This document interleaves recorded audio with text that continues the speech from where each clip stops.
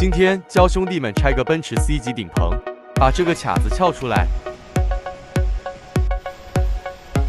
拿出主驾驶拉手，副驾驶拉手也一样拆下来，拔掉主驾驶遮阳板，扣掉这个底座卡盖，拿出底座，遮阳板这头也要扣掉，这样就可以拆下遮阳板了。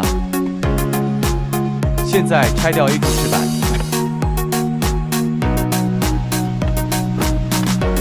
右边也一同拆掉，同样拆掉副驾遮阳板。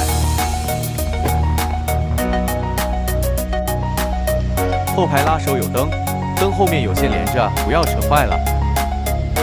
拉手拆完后，拆掉 C 柱饰板，左边也要拆掉。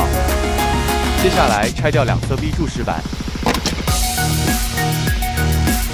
最后撬下眼镜盒。